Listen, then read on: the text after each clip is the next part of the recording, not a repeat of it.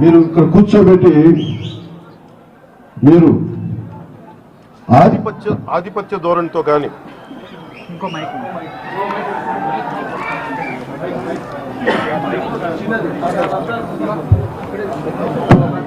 మీరు కనుక గత కాలం మీ 5 సంవత్సరాలు మీకు చెల్లిపోయింది. ఈ 5 సంవత్సరాల కాలంలో శ్రీ సుదర్శన్ రెడ్డి గారు వీరి మీద ఈ రోజున జవహర్ గారి మీద దాడి చేయటమే కాదు, గత 5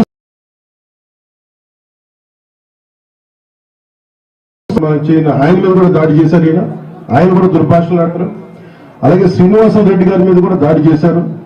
అలాగే శేఖర్ నాయక్ మీద గారు కూడా దాడి చేశారు. ఇది అలవాటు అయిపోయింది వీళ్ళకి. మీరు 15 మంది మీరు ఎక్కడున్నా కానీ మిమ్మల్ని తీసుకెళ్లి బొక్కలో పెట్టే వరకు మేము వదలం గుర్తుపెట్టాము. ఎస్పీ గారికి కూడా చెప్తా ఉన్నాము, డీజీపీ గారి దృష్టికి కూడా తీసుకొస్తున్నాం. ఏ ఒక్కరిని ఉపేక్షించేది లేదు. మీరు ఎవరైనా కావచ్చు. మీరు పనిచేసే అధికారుల మీద కనుక మీరు దాడులు చేసి సగటు మనుషుల్ని ఇబ్బంది పెడితే ఉపేక్షించే ప్రభుత్వం కాదు, ఉపేక్షించే వ్యక్తులు అస్సలే కాదు. మేము అన్ని తట్టుకునే వచ్చాం. 5 సంవత్సరాల కాలంలో మీ పాలనలో ఎంత నలిగిపోయారో ప్రజలు అన్ని తట్టుకుని వచ్చాం. ఇంకా మాకు అధికారం ఉంది కదా అని చెప్పి గౌరవ ముఖ్యమంత్రి చంద్రబాబు నాయుడు చాలా సంయమనంతో ఉన్నారు. మా సంయమనాన్ని పరీక్షించకండి, మా సహనాన్ని పరీక్ష పెట్టకండి.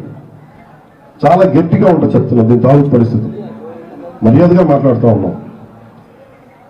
రాయలసీమ ఒక్కరి కోట కాదు, ఒకరి జాగీరి కాదు, గుర్తుపెట్టుకోండి. మీ ఇష్టానికి వచ్చి ఆ గవర్నమెంట్ ఆఫీసులోకి వస్తాం, లెక్క పక్క లేకుండా మాట్లాడతామంటే మేము ఎవరు ఊరుకోం. ఈ సందర్భాన్ని పురస్కరించుకొని